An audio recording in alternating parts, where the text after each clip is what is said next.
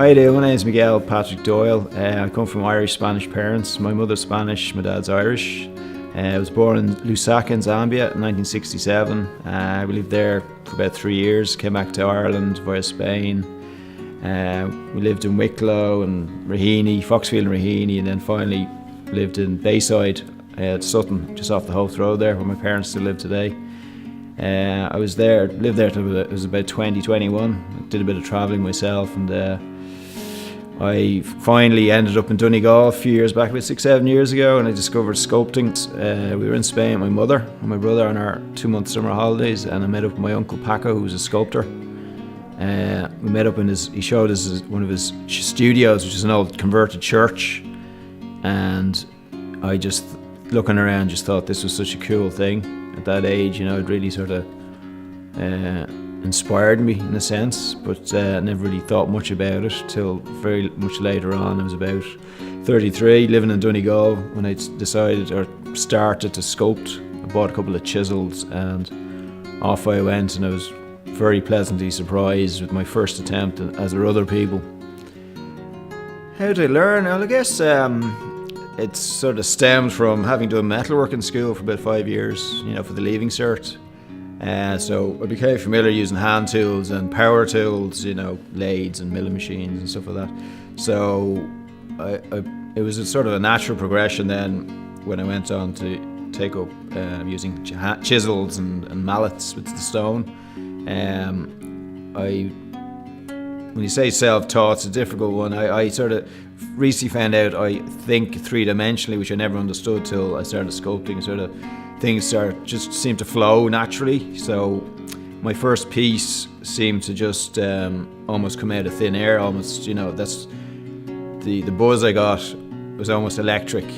Just having produced something like I'd never ever done anything like it before.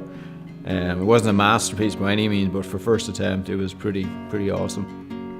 This medium I use is stone. It was the first medium I started on. I've drawn to stone because of the age. Could be 100 million years, and it seems like it's such an unyielding substrate medium. But the tools I would normally would have been chisels originally. Depending, because I was new to it, I didn't know the availability of other tools, but I used chisels initially, which were quite slow, and then I was introduced to power tools, particularly angle grinder with a diamond, electroplated diamond discs, which could cut and shape quite quickly, which is really what you need for a commercial venture. You need to have speed. Normally when I start a new piece, I usually have a fair idea what I'd like to do, and I'll do a couple of doodles and sketches, and then I'll develop the idea. For example, there's a piece here I did for a piece I currently finished recently. I basically just draw it, make templates basically, work to profiles as such. So, for example, that would be, you'd have 2 pieces there. So basically that piece would be made from one piece of stone, like red marble, and this would be white marble. So I make them separately, and then the idea is this piece will then slot into this piece. So that's just that particular idea, and then you get a nice contrast between the 2 stones.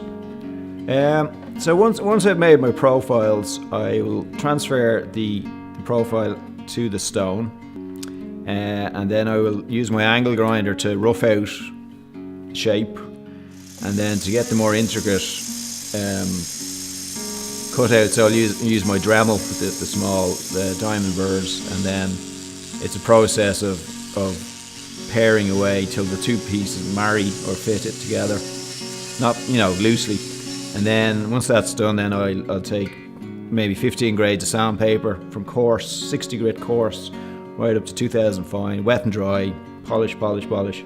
And if you don't get the scratches out of the first grade, they'll stay through the whole stage. So most time will be spent getting rid of all the scratches, and then once you're happy with that, it's an easy, well, not so much easy, but a long run then with the different grades till you get a nice shiny piece.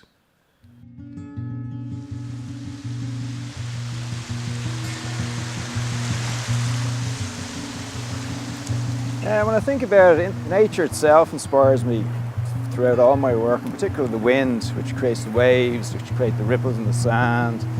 Wavelengths tend to permeate all aspects of nature. You see it in the shape of leaves and in the petals of a flower.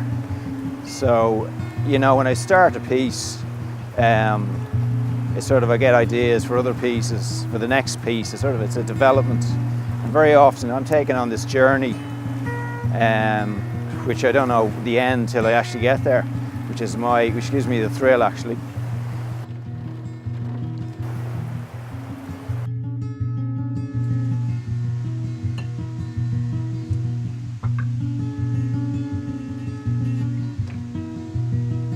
As you can see here in the background, I've just gathered a body of work that I'm going to exhibit in an up-and-coming show in London.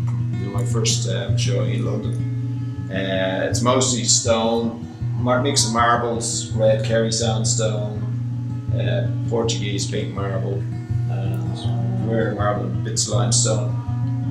This piece here is a bronze casting of the stone original in the background there. So I'm hoping to impress with these couple of pieces. Also, I'm just hoping to get some interest from London-based galleries, so fingers crossed.